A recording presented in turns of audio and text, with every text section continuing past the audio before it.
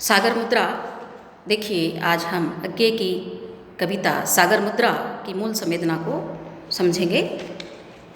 अज्ञे नई परंपरा का सूत्रपात करने वाले कवि हैं और बहुआयामी और विलक्षण प्रतिभा के धनी कवि हैं। तार सप्तक का आपने संपादन किया और अज्ञे एक प्रयोगशील कवि थे।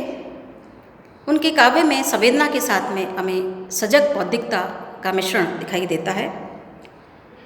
उनकी कविताएं जो हैं अनेक प्रकार के प्रतीकों और बिंबों के साथ हमारे समक्ष जो है प्रस्तुत होती है। कवि की जो अनुभूतियां हैं वे अनेक प्रकार के प्रतीकों के साथ हमारे सामने आती हैं और उनकी जो बौद्धिकता है, उनकी जो संवेदना है, वो अनुभूति की अंतरंगता के भाव से जुड़ी हुई है। उनकी जो कविताएं हैं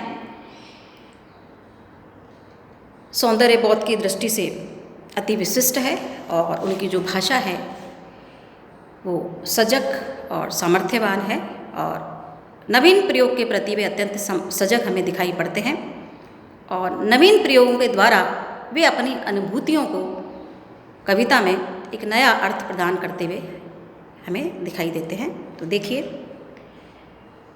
सागर मुद्रा 2। सागर यहाँ प्रतीक है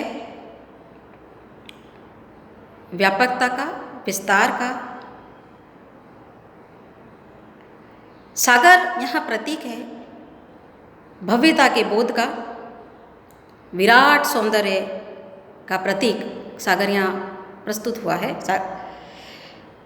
उनके सभी जो प्रतीक हैं उनमें हमें मुक्ति और स्वतंत्रता की जो है कामना दिखाई देती है और ये प्रतीक मुक्ति और स्वतंत्रता की से ही जुड़े हुए हैं और यही मुक्ति का कामना जो है वो जीवन का सच्चा अर्थ है और जीवन को एक नवीन दृष्टि प्रदान करती है। इसी प्रश्न को उन्होंने इस कविता में उठाया है कि वास्तव में जीवन का सही मायने में क्या अर्थ है, किसी को बांधने में या उसे मुक्त कर देने में। तो यहाँ उन्होंने इस बात को इस कविता में उठाया है। देखिए कि सागर की लहरों के बीच से वह बाहें बढ़ाए हुए मेरी ओर दौड़ती हुई पुकारती हुई बोली, तुम सागर क्यों नहीं हो। मेरी आंखों में प्रश्न उभर आया, अपनी फहरती हुई लटों के बीच से वह पलके उठाए, उसे न नकारती हुई पर अपने उत्तर से मानो मुझे फिर से ललकारती हुई। यहाँ देखिए कि यहाँ दो प्रतीक हम ले सकते हैं, नायक और नायिका से, और मछली के संदर्भ में भी इसको हम इस कविता की मूल संवेदना को समझ सकते हैं कि देखिए कि वो सागर के बीच से अचानक मेरी ओर बढ़ते हुए आती है और प्रश्न करती है कि तुम सागर क्यों नहीं हो। जिस प्रकार से सागर अत्यंत विराट भव्य सौंदर्य के साथ में फैला हुआ विस्तार पाता है, उसी प्रकार से तुम्हारा हृदय इतना व्यापक और विस्तार लिए हुए क्यों नहीं है। तुम किसी को बांधने की क्यों इच्छा रखते हो, उसे मुक्ति क्यों नहीं प्रदान करते, क्योंकि जीवन का सच्चा अर्थ तो किसी को बांधने में नहीं वरन उसे मुक्त कर देने में है। तो वो कहती है और प्रश्न करती है कि तुम ऐसे क्यों नहीं हो, सागर के समान विशाल हृदय, विराट और भव्यता तुम्हारे भीतर क्यों नहीं है। और देखिए मेरी आंखों में जो प्रश्न, जैसे ही उसने प्रश्न किया तो वो कहते हैं कि मेरी आंखों में एक प्रश्न उभर आया, अपनी फहरती लटों के बीच से वह पलके उठाए, उसे न नकारती हुई पर अपने, मतलब उसने उसको नकारा नहीं है लेकिन वो उससे प्रश्न कर रही है कि तुम सागर के समान विशाल हृदय, उदार हृदय क्यों नहीं हो। और मानो उसने इस प्रश्न के द्वारा उसे ललकारा, अपने में सिमटती हुई बोली, देखो ना सागर बड़ा है चौड़ा। देखिए सागर कितना बड़ा है, कितना विशाल है, कितना चौड़ा है, कितनी गहराई लिए हुए है, उसके अंदर कितना भाव गांभीर्य है, कितनी गहराई है। ये सब गुण, ये सब वैशिष्ट्य तुम्हारे भीतर क्यों नहीं है, वो प्रश्न कर रही है। जहाँ तक दीठ जाति फैला है, मुझे घेरता है, धरता है, सहता है, धारता है, भरता है, लहरों से सहलाता है, दुलराता है और झुमाता है, झुलाता है और फिर निर्बध मुक्त रखता है, मुक्त करता है। कहता है कि सागर इतना विशाल है, इतना चौड़ा है, जहाँ तक दूर तक जहाँ तक दृष्टि जाती है उसी का ही जो है साम्राज्य मुझे नज़र आता है और फैला हुआ है। तो सागर यहाँ भव्यता बोध का प्रतीक बनकर के हमारे समक्ष उपस्थित हुआ है और उसका जो सौंदर्य, विराट सौंदर्य का वो प्रतीक है। जहाँ तक जाती है दृष्टि वहाँ तक उसका विस्तार, उसका व्यापकता, उसके हृदय की गहराई, जिस प्रकार सागर गहरा है उसी प्रकार से वो उस गहराई की, उस व्यापक दृष्टि की, उस विशाल हृदय की बात यहाँ पर वो करती है। कहती है कि देखो वो मुझे घेरता है, धरता है, धारता है, भरता है, मतलब धारण करता है और फिर क्या करता है, लहरों से सहलाता है, दुलराता है, प्यार करता है, घुमाता है, झुलाता है और फिर एकदम से उसे मुक्त कर देता है, उसे बंधन में नहीं बांधता। तो तुम ऐसे क्यों नहीं हो, वो यहाँ पर प्रश्न करती है। जिस प्रकार से यहाँ देखो कि मछली के साथ में भी इस प्रतीक को अगर हम लें तो हम यूँ समझ सकते हैं कि मछली को सागर चारों तरफ की दिशाओं से घेरता है, दुलराता है, प्यार करता है ना, घुमाता है, झुलाता है, धारता है, धारण करता है, भरता है, अपने भीतर उसको आत्मसात करता है और फिर उसे उछाल करके एकदम से मुक्त कर देता है। उसी प्रकार से वो उस मुक्ति की कामना, यहाँ पर वो नायिका है, वो स्त्री है, वो प्रश्न कर रही है। मछली के साथ में भी इसका सादृश्य हमें रख सकते हैं।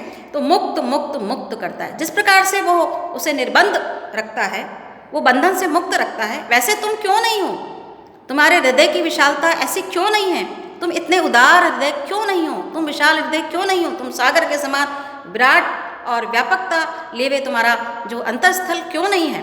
वो ये प्रश्न कर रही है और ये प्रश्न उसे निरुत्तर कर देता है नायक को। वो सोचता है मैं क्या जवाब दूँ, क्योंकि वो प्रश्न कर रही है कि किसी को बांधने में आपका जीवन सार्थक नहीं है, बल्कि किसी को प्रेम लुटा करके, स्नेह लुटा करके और उसे फिर मुक्त कर देने में ही जीवन की सार्थकता है और आपके जीवन का जो है महत्वपूर्ण उद्देश्य भी वही होना चाहिए। मैं जवाब के लिए कुछ शब्द जुटा सकूं, संवार सकूं या वह न बने तो राग बंदों का ही न्योछावर लुटा सकूं, इससे पहले ही वह फिर हंसती हुई, मुड़ती हुई, डोलती हुई, उड़ती हुई सागर की लहरों के बीच में पहुंच गई। यहाँ पर वो कहता है कि मैं जब तक उसके प्रश्न का जवाब दूं या अपने आप को संयत करूं या संभालूं, अपने आप को उसका उत्तर देने के लिए मैं तैयार करूं, जिस मुक्ति की वो कामना कर रही है, इतनी देर में तो क्या होता है, मैं संवार सकूं या वह न बने तो राग बंदों का ही न्योछावर, और अपने स्नेह लाड़ दुलार से वो कहता है कि मैं उसे मुक्त कर सकूं, इतनी देर में तो वह क्या किया उसने, इससे पहले फिर हंसती हुई, मुड़ती हुई, डोलती हुई, उड़ती हुई सागर की लहरों के बीच में वह पुनः सागर की लहरों के बीच में जाकर के गुम हो जाती है, डूब जाती है। तो यहाँ जिस प्रकार से मछली को सागर समस्त दिशाओं से चारों तरफ से घेरता है, सहलाता है, लहराता है, दुलराता है और घेरता है, सहता है, धारता है और फिर उसे क्या कर देता है, मुक्त कर देता है। उस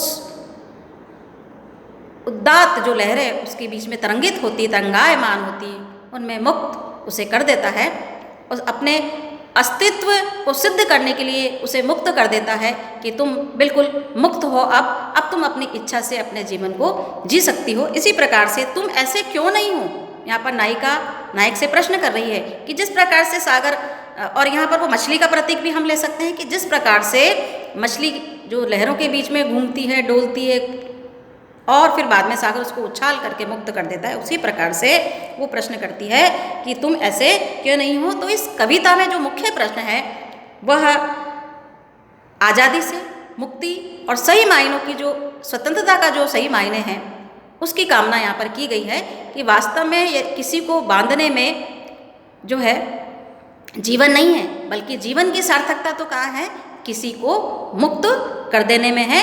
और यही इस कविता का मूल है, इस कविता की मूल संवेदना है। और यहाँ पर जो सागर है, विराटता का, व्यापकता का, भव्य जो है सौंदर्य का, गहराई का, अंतःस्थल की गहराई जिसमें बहुत कुछ समाया हुआ है, ऐसे तुम क्यों नहीं हो, इन सब बातों का प्रतीक के रूप में हमारे समक्ष प्रस्तुत हुआ है। और यही इस कविता की मूल संवेदना है।